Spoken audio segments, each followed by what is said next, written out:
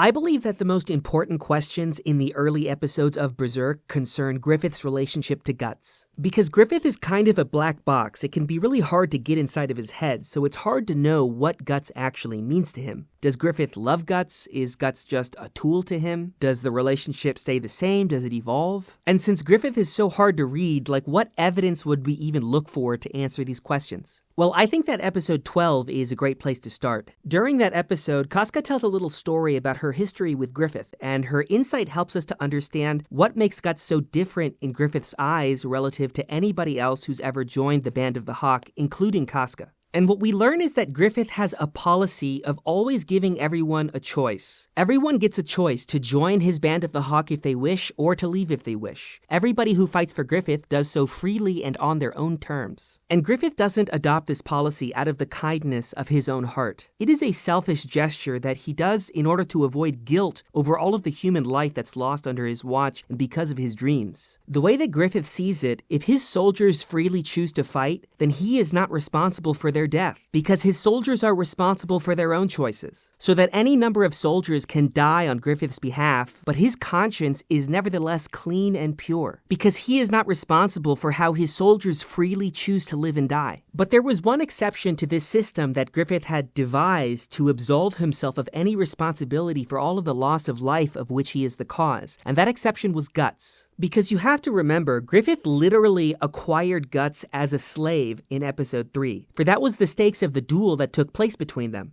Guts was fighting for his freedom, and he lost, and so Griffith claimed dominion over his life and death. But it turns out that in Griffith's own twisted psyche, which is the psyche of a sinister and brutal man, this was actually a paradoxical expression of his genuine admiration and care for Guts. The greatest expression of respect that Griffith can show Guts is to deny Guts his autonomy and make Guts his obedient soldier through a show of force. And the reason for this is that in Griffith's own moral system, he thereby assumes responsibility for Guts' life and death. Guts does not freely choose to fight for Griffith, and so Guts is not responsible for what happens to himself in battle, whether he lives or dies. Griffith is responsible for that, and Griffith feels that burden in his psyche. And what's most important of all, that is a burden that Griffith is unwilling to bear for anybody else. That's why he lets everybody else join him freely. Guts is the only person whose life is worth taking responsibility for in Griffith's eyes, and Guts is the only person whose death is able to reach Griffith's conscience. And Guts acquires this unique meaning to Griffith because Griffith owns him. That is Griffith's way of showing which soldier he prizes above all others. But this unique value that Guts holds in Griffith's eyes doesn't last. It's only something that Guts enjoys in the first 3 years of his time with the Hawks, and it begins to crack as Griffith finally ascends to the royal court of Midland and increasingly curries the king's favor. And we can also pinpoint the precise moment when the value that Guts holds in Griffith's eyes shatters completely. It happens in episode 9 when Griffith asks Guts to assassinate a noble in the king's court. But when Griffith gives this task to Guts, he offers him a choice. He does not force him to do it. And when you first watch this series, this actually looks like an expression of Griffith's respect for Guts, because Griffith knows that he's making Guts do a dirty deed that's fundamentally different from fighting on the battlefield. And so Griffith himself makes it look like he's giving Guts the option to decline this task out of a kind of love and respect for him. But in Griffith's private world, it's precisely the opposite that's happening. Giving Guts a choice symbolizes the way in which Griffith wants to wash his hands of Guts and relieve himself of any responsibility for Guts' life. Because remember, giving people freedom is Griffith's way of keeping his conscience clean of all the death that he brings into the world. And Guts used to be the exception, but now something has changed. Now that Griffith has ascended amongst the ranks of the nobility, Guts is no longer worthy of his concern. Guts is like any other soldier, disposable, meaningless. And I believe that this is the moment when Griffith's relationship to Guts was definitively broken. It happened by Griffith's own hand because he believed that Guts was no longer worthy of his love.